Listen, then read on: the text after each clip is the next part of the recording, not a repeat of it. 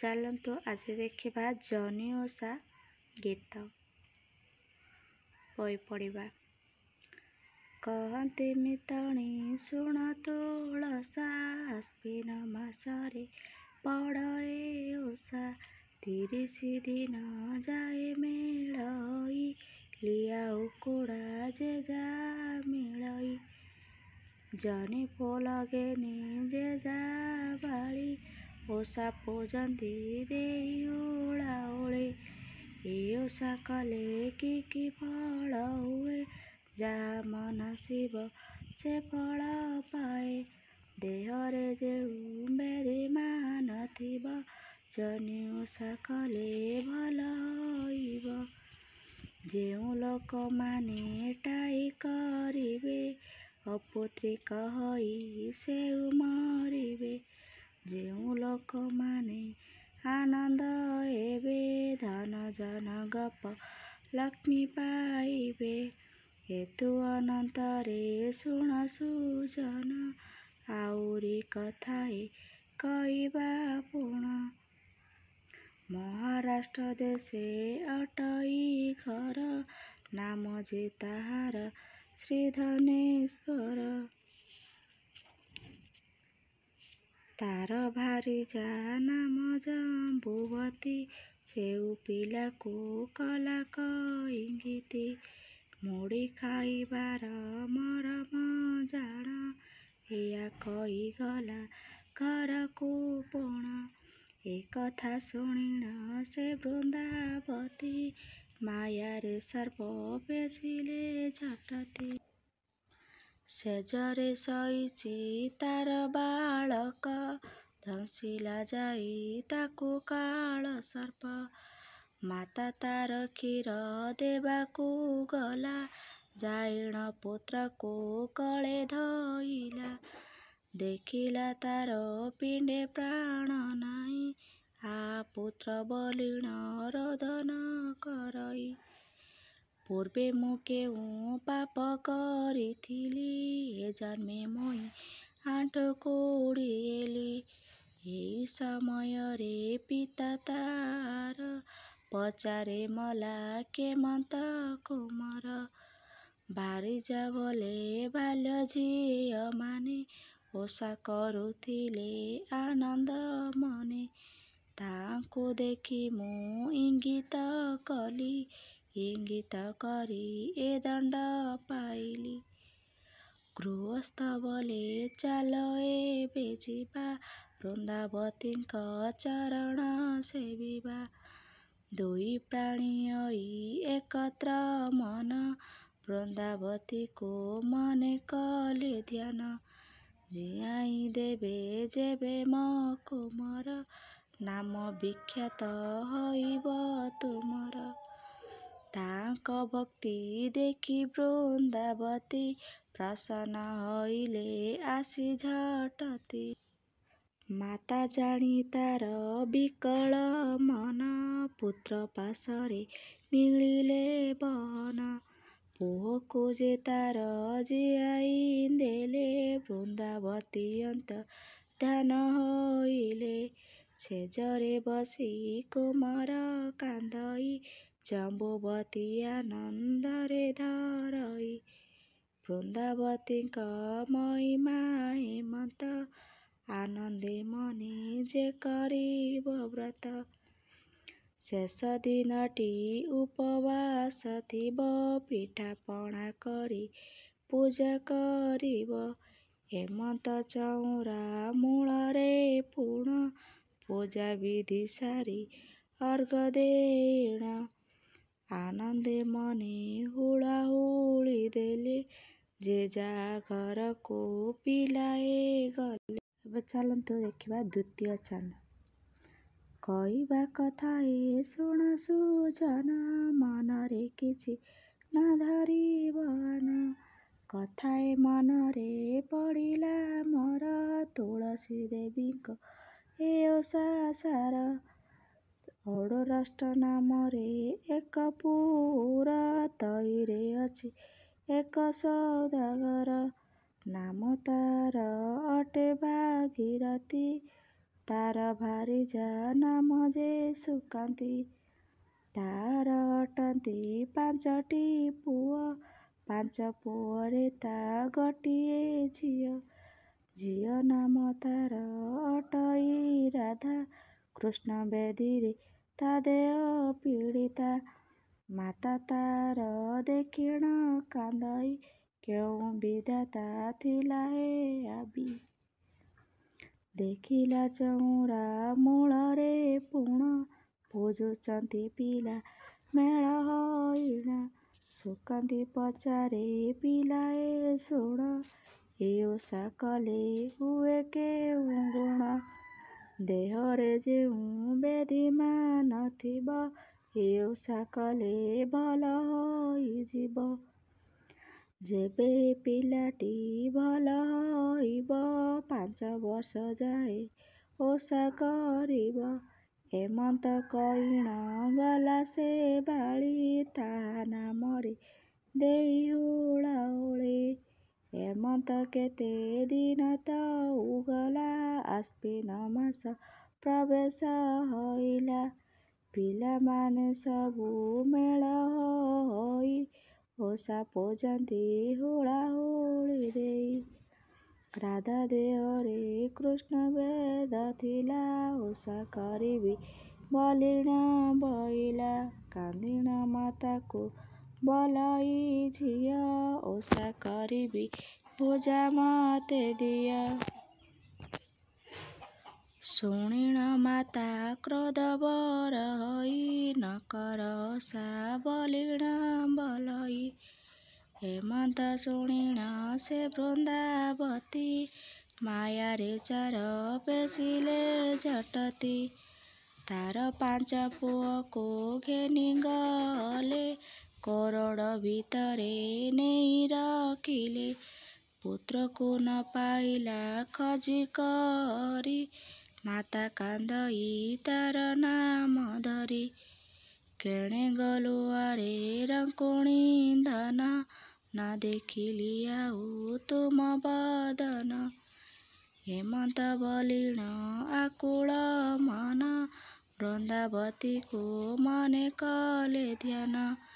5 ପୁଅକୁ ମୁଁ ଯେବେ ପାଇବି, 5ଟି କାକରା ପୂଜା କରିବି। ବୋଇଲେ ସୁକାନ୍ତି ଗରବ କଲୁ, ଓଷା ନ କର ବୋଲି ତୁ ବୋଇଲୁ। ସ୍ୱପ୍ନରେ ତାକୁ କଇଣ ଗଲେ, ଝିଅ ତୋର ଓଷା କର ବୋଇଲେ। ଏମନ୍ତ ଝିଅ ତାର ଓଷା କଲା, 5ଟି କାକରା ଦେଇ ପୂଜିଲା। ଆନନ୍ଦେ ଝିଅ ତାର ଓଷା କଲା, ହୁଳାହୁଳି ଦେଇ ଘରକୁ ଗଲେ। 5 ପୁଅ ତଉ ଘରେ ମିଳିଲେ, ଆନନ୍ଦରେ ସୁଖେ କାଳ କାଟିଲେ। 11 ଅକ୍ଷର 30 ପଦ, ସମ୍ପନ୍ନ ହଇଲା ଦ୍ୱିତୀୟ ଚାନ୍ଦ। ଚାଲନ୍ତୁ ଏବେ ଦେଖିବା ତୃତୀୟ ଚାନ୍ଦ। ହେତୁ ଅନନ୍ତରେ ଶୁଣ ଏ ରୋଷ, ତୁଳସୀ ଦେବୀ ମହିମା ଅଶେଷ। କର୍ଣ୍ଣାଟ ଦେଶରେ ତାର ଘର, ନାମ ଯେ ତାର ଅଟେ ପୀତାମ୍ବର। ଭାରିଜା ନାମ ତାର ପ୍ରିୟବତୀ, ତାର ଅଟଇ ଭୀଷଣ ଭକତି।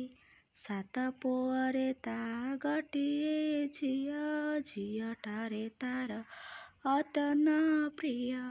ଝିଅ ବୋଲଇ ମାତା ତୁମେ ଶୁଣ, ଇ ଓଷା କରି ବଇ ମୁଇଁ ପୁଣ। ଏମନ୍ତ ମାତା ଆଗରେ କଇଣ, ଭୋଜା ଉକୁଡ଼ା ଆଣି ଦିଅ ପୁଣ। ମାତା ତା ଶୁଣି ଆନନ୍ଦ ହଇଲା, ଭୋଜା ଉକୁଡ଼ା ତାକୁ ଆଣି ଦେଲା। ମନ ଆନନ୍ଦରେ ପୂଜା ବିଧି କଲେ, ହୁଳାହୁଳି ଦେଇ ଅର୍ଘ ତୋଳିଲେ। 11 ଅକ୍ଷର 11 ପଦ, ସମ୍ପନ୍ନ ହଇଲା ତୃତୀୟ ଚାନ୍ଦ। ବାଳୁତ କୃଷ୍ଣ ନାହିଁ ତା ନିଧି କ୍ଷମା କର ହେ ପ୍ରଭୁ କୃପାନିଧି। ଆହୁରି କଥା ଏ ସୁଜନେ ଶୁଣ ବୃନ୍ଦାବତୀଙ୍କ ମହିମା ଏସନ। ଯେଉଁ ପିଲାମାନେ ଓଷା କରନ୍ତି ବୃନ୍ଦାବତୀଟି ସନ୍ତୋଷ ହୁଅନ୍ତି। ବିରାଟ ଦେଶରେ ତାର ଘର ନାମ ଅଟେ ତାର ଶ୍ରୀଧନେଶ୍ୱର। ଭାରିଜା ନାମ ଅଟେ ପଦ୍ମାବତୀ କରିଅଛି ସେଉ ବହୁତ କୀର୍ତ୍ତି। ତାର ଅଟଇ ଗୋଟିଏ ପୁଅ ଗୋଟିଏ ପୁଅରେ ତିନୋଟି ଝିଅ। ଝିଅ ବୋଲନ୍ତି ମାଗ ତୁମେ ଶୁଣ ଜହ୍ନି ଓଷା ଆମ୍ଭେ କରିବୁ ପୁଣ। କଥା ବୋଲି ଝିଅ ଗୋଳ କଲେ ଭୁଜା ଆମକୁ ଦିଅ ଗୋ ବୋଇଲେ। ମାତା ତାଙ୍କର ବୋଇଲେ ଯେ ପୁଣ ମୁଡ଼ି ପୂଜିବାର ନଉ ବିଧାନ। ହେମନ୍ତ ବୋଲି ତାକୁ ନାହିଁ କଲା ଜାଇଣ ଗମ୍ଭୀରି ଘରେ ଶୋଇଲା। ଏ କଥା ଜାଣିଣ ସେ ବୃନ୍ଦାବତୀ ସ୍ୱପ୍ନରେ ତାକୁ କହିଲେ ଝଟତି। କିଲୋ ପାମରେ ମୁଡ଼ ପଣ କଲୁ ଓଷା ନ କର ବୋଲିଣ ବୋଇଲୁ। ଯେବେ ତ ଝିଅ ଓଷା ନ କରିବ 7 ଦିନ ତ ପୁଅ ନାଶ ଯିବ। ହେମନ୍ତ ସେ ବୃନ୍ଦାବତୀ କହିଣ ଅନ୍ତର୍ଦ୍ଧାନ ହୋଇଗଲେ କବଣ। ଦେଖିଲା କେହି ନାହାନ୍ତି ପାଖରେ ମନରେ ତାର ଭାବନା କରେ।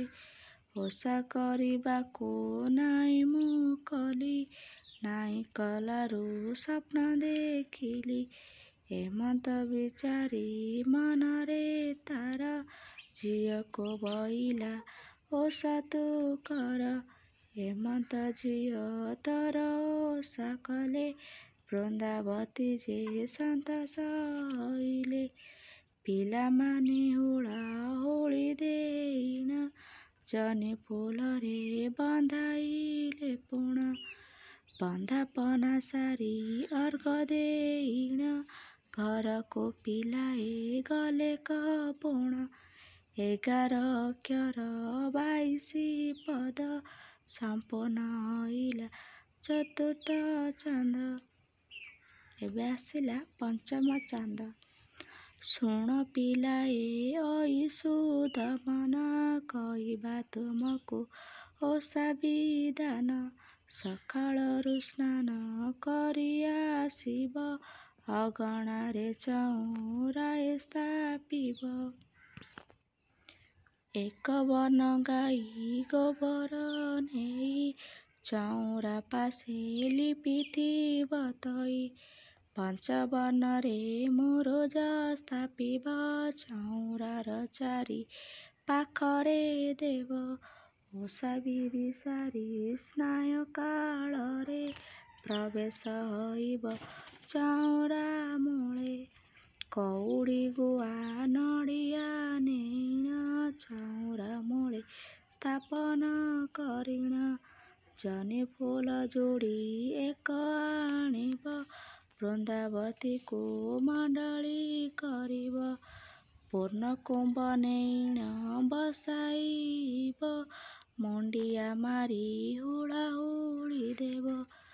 ଆହୁରି କଥା ଏ କହିବା ଶୁଣ ଆମିଷ ଜହ୍ନି ନ ଖାଇବ ପୁଣ। ସୌରାଷ୍ଟ୍ର ଦେଶେ ରାଜାଏ ଥିଲା ଜହ୍ନି ଫୁଲ ତା ଝିଅ ଛିଣ୍ଡାଇଲା। ଛିଣ୍ଡାଇବାରୁ ହାତ ତାର ପୁଣ ଖଣ୍ଡ ଖଣ୍ଡ ହୋଇଗଲା ମିଳିଣ। କାନ୍ଦିଣ ମାତାର ଆଗେ କହିଲା କିମ୍ପା ହାତ ମୋର ହେମନ୍ତ ହେଲା। ହାତ ଦେଖି ତାର ମାତା କହିଲା କିମ୍ପା ହାତ ତୋର ହେମନ୍ତ ହେଲା। ଝିଅ ବୋଲେ ମୁଁ କିଛି କରିନାହିଁ, ଏକମାତ୍ର ଅଛି ଜହ୍ନି ଛିଣ୍ଡାଇ।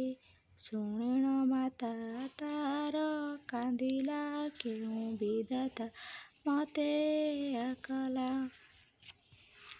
ବୃନ୍ଦାବତୀ ତାର ବିକଳ ମନ, ବୃନ୍ଦାବତୀ ତାର ଜାଣିଣ ମନ। ରାଣ୍ଡି ବ୍ରାହ୍ମଣୀ ରୂପେ ହୋଇଲେ ପୂର୍ଣ୍ଣ, ତାର ଘର ଭିତରକୁ ଗଲା। କିମ୍ପା କାନ୍ଦୁଛ ବଲିଣ ବୋଇଲା, କାନ୍ଦିଣ ସେ ଓ କାମିନୀ କହି। ଝିଅ ହାତ ମୋର କିମ୍ପା ମିଳିଯାଇ। ଶୁଣି ରାଣ୍ଡି ବ୍ରାହ୍ମଣୀ ପଚାରିଲା, କେଉଁ ପଦାର୍ଥ ହେଉ ଛିଣ୍ଡାଇଲା। ଶୁଣିଣ ମାତା ଯେ କହି, ଜହ୍ନି ଫୁଲଟି ଛିଣ୍ଡାଇଲା ଥୋଇ। ଶୁଣିଣ ରାଣ୍ଡି ବ୍ରାହ୍ମଣୀ କହିଲା, ଜହ୍ନି ଛିଣ୍ଡାଇବାରୁ ଏୟା ହି ହେଲା। ଏବେ କହିବା କଥା ଏକ ଶୁଣ, ଜହ୍ନି ଓଷା କରିବ ଏଉ ପଣ।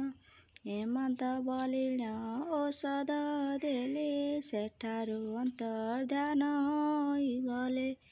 ସେଉ ଔଷଧ ବାଟି ବଳି ଦେଲେ, ବଳିବାରୁ ତାହା ହାତ କଅଁଳିଲା। ଜାଣିଣ ସେଉ ଦେବୀ ବୃନ୍ଦାବତୀ, ମିଳିଲେ ଦେବୀ ତାହାର ଦୁର୍ଗତି। ହେମନ୍ତ ଦଉ କେତେ ଦିନ ଗଲା, ଭାଦ୍ରବ ମାସ ଯାଇ ଆଶ୍ଵିନ ହେଲା।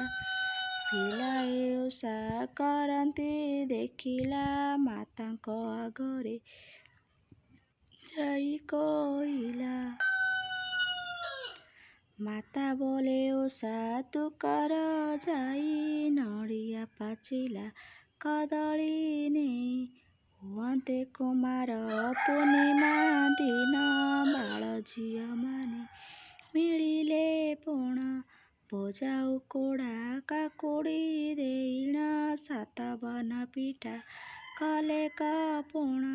ସୁବର୍ଣ୍ଣ ଚାଙ୍ଗୁଡିରେ ନେଇଥୋଇ, ଚଉରା ମୂଳରେ ନେଇଣ ଦେଇ।